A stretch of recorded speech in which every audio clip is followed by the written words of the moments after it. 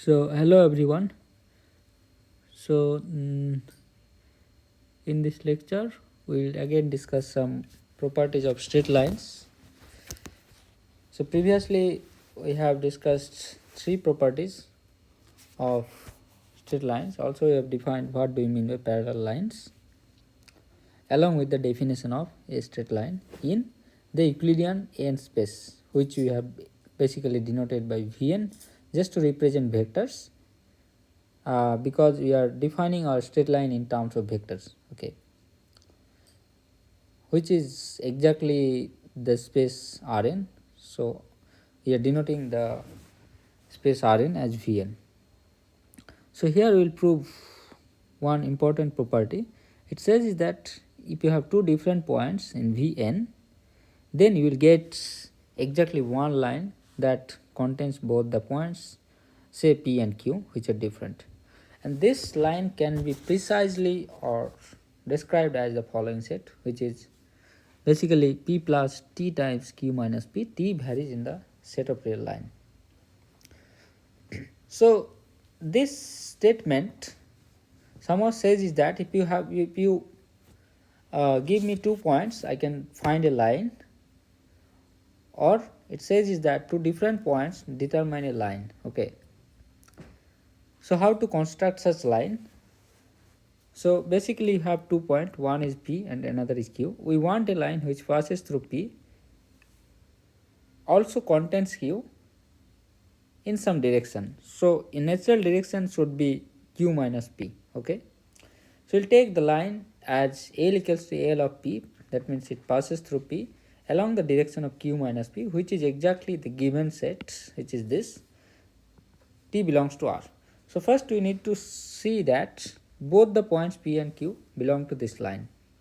Of course P belongs to L because you can take T equals to 0. Similarly, you can take T equals to 1 and you see that this P plus T into Q minus P is nothing but P plus Q minus P. So apparently you will get Q, which is again in L. Okay. So this is somehow the existence. So there are two parts. There is, this is the existence. Also it has to be unique. Okay. So for the uniqueness, what we need to prove is that suppose there is any other line which contains both the points P and Q. We need to prove that this L prime is exactly the line capital L. So how to do that? So observe that this new line L prime also contains the point P. So it must go through the point P. So it should be of the form L of P comma A for some non-zero vector capital A. But this line L prime also contains the point Q. That means Q belongs to L prime, which is L of PA. So Q equals to P plus CA for some non-zero C, which is a scalar. Why C is non-zero? Because if C is 0, we will get Q equals to P, but we know that Q and P are different. So this gives that Q minus P is CA for some non-zero C. So that says that Q minus P is parallel to the line capital A.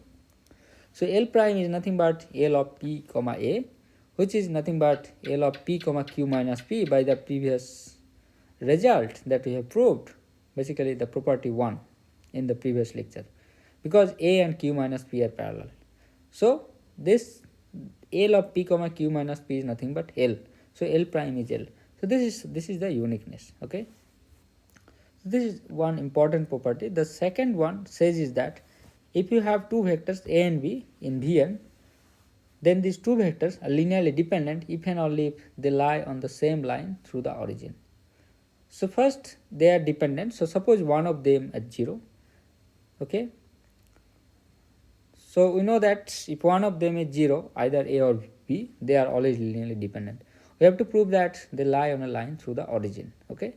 So if A equals to 0, then A is equals to 0B.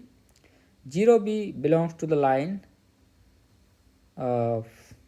basically through the origin. Okay. This belongs to the line through the origin. Okay. That means A belongs to the line through the origin. Okay. Yes. And in that case, if B is not equals to 0, but B equals to TA, that we can write T, if A is 0, then we can write that a equals to some t into b for t equals to 0. Okay, so this is exactly the point 0 which lie on the line through the origin. Okay, now b is linearly dependent on a, so basically b equals to, I mean, if they are linearly dependent, b has to be ta. So in that case, b will also be 0, so it will be on the line. Same thing will happen if you have b equals to 0. If this is linearly dependent to a, then b has to be ta for some t. So that t has to be 0 if a is non-zero. Okay. So now suppose that both a and b are non-zero, so a equals to tb for some non-zero t, but tb is on the line L of 0 comma b, but we know that tb is a, that means a belongs to L of 0 comma b, and by definition of L of 0 comma b, you can see that by setting s equals to 1 that b belongs to this set.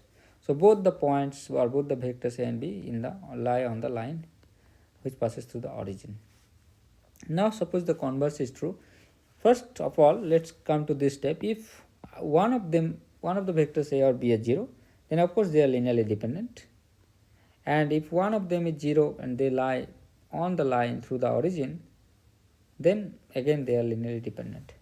Now but so suppose they both of them are non-zero and they lie on the line through the origin, that means a equals to tc for some t non-zero and b equals to sc for some s non-zero, but you can use the value of the vector c from the second equation and put the value of that in the first equation. You will get that a equals to t divided by s multiplied with b, and you can divide by s because s is non-zero, so that means a and b are linearly dependent.